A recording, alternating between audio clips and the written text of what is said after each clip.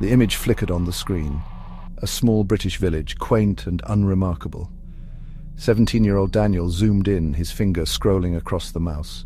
He was bored, killing time. Then he saw it. A garden neatly kept, with a dark T-shaped shadow stretching across the lawn. It was an odd shape, unnatural. Daniel shivered, a prickle of unease crawling up his spine. He tried to dismiss it, but the image lingered in his mind. Days turned into weeks. The shadow haunted Daniel's thoughts. He found himself returning to the satellite image, drawn back to the mystery. He showed his friend Emily, but she just laughed. "It's probably just a trick of the light," she said. But Daniel couldn't shake the feeling that something was wrong. The shape was too perfect, too deliberate. It was like nothing he had ever seen before. Daniel tried to forget about the shadow, to move on with his life, but it was always there, lurking in the back of his mind. The image of the perfect dark T against the vibrant green lawn, the unknown story it held. He couldn't escape the feeling that he had stumbled onto something sinister, something terrifying that the world wasn't ready to face, and he was right. Years passed. Daniel finished school, moved to the city, and tried to forget the strange shadow. But every now and then it would resurface in his dreams, a silent, chilling reminder. He couldn't bring himself to look at the satellite image again. He was afraid of what he might find. The fear was irrational, he knew, yet it clung to him like a shroud. One evening, while catching up with Emily, the conversation drifted to the mysteries of the internet. Daniel hesitated, then found himself recounting the story of the shadow. Emily listened intently, her initial skepticism giving way to concern. "Have you ever thought about going back?" she asked, her voice barely a whisper. Daniel shook his head. The thought had crossed his mind, but the fear was too strong. But Emily's question had planted a seed. That night, Daniel couldn't sleep. He tossed and turned, the shadow twisting and turning in his mind. He knew he couldn't ignore it any longer. He had to go back. He had to see for himself. The village seemed unchanged. Time moved differently here, slowly and deliberately. Daniel felt a shiver run down his spine as he pulled up to the curb, Emily beside him. He pulled out his phone. The satellite image displayed on the screen. The house was unmistakable. But something was different. There were now two T-shaped shadows in the garden. Dread coiled in Daniel's stomach. This was no trick of the light. Whatever was casting those shadows was growing bolder, more brazen. Emily, her face pale, gripped his arm. "We should leave," she whispered.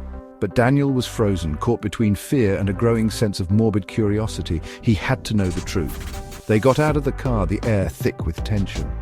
As they approached the house, the shadows seemed to stretch, reaching towards them like grasping claws. Daniel's heart pounded in his chest. He could feel Emily's hand trembling in his. He knew they should turn back, but it was too late. They were already in too deep. A wrought iron fence, old and rusted, surrounded the property. Daniel peered through the gaps, his breath catching in his throat. There in the center of the garden were two wooden crosses, and bound to them, their bodies twisted in grotesque positions, were human figures.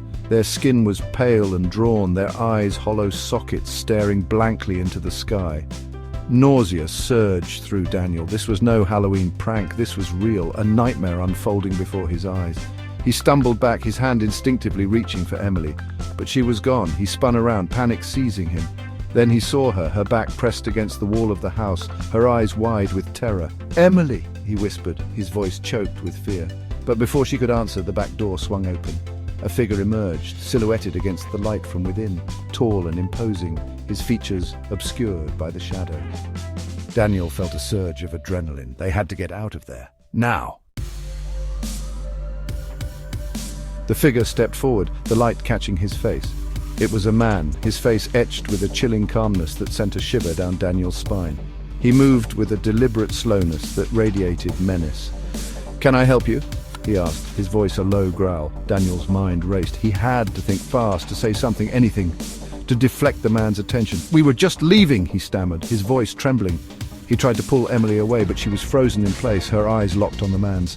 The man's gaze shifted to Emily, a flicker of something dark and predatory crossing his face. "I don't believe we've met," he said, taking a step closer. Daniel felt a surge of protectiveness. He had to get Emily out of there.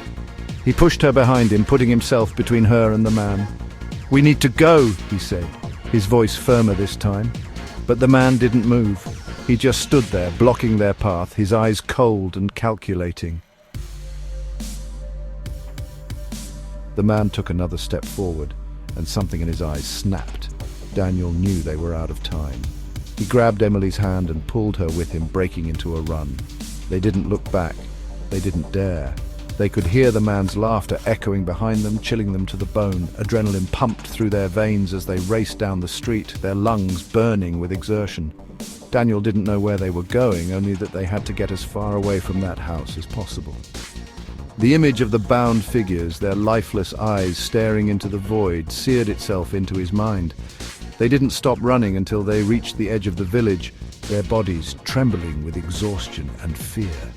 Gasping for breath, they collapsed onto a bench, the events of the last few minutes washing over them in a dizzying wave. They were safe for now. But the nightmare was far from over. The police dismissed their story as a prank, a figment of their imaginations. The house stood empty, the garden eerily pristine. No sign of the crosses, the figures, or the chilling man who haunted their nightmares. But Daniel and Emily knew what they had seen. They couldn't shake the feeling that they had stumbled onto something truly evil, something that defied explanation. Years passed, but the memory of that day continued to haunt them. The questions lingered, unanswered and unsettling. Who was the man? What had happened to the people in the garden? And how many more victims were out there, trapped in the shadows, their cries for help silenced by fear and indifference? The shadows in the satellite image remained, a constant reminder of the horrors they had witnessed, a chilling testament to the darkness that lurked beneath the surface of their seemingly ordinary world. Daniel sits alone in his darkened apartment, the glow of his laptop illuminating his face. He can't escape the past. He pulls up the familiar satellite image, the cursor hovering over the house. The shadows are still there, unchanged. A cold dread washes over him. He hasn't spoken to Emily in months.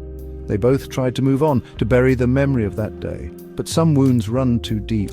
The fear, the uncertainty, it never truly goes away. It lingers, a constant shadow in the corner of his mind. He closes his laptop, the image burned into his retinas. He knows he will never forget. The mystery of the T-shaped shadows remains, a chilling reminder that some secrets are best left buried, and some horrors are fated to haunt us forever.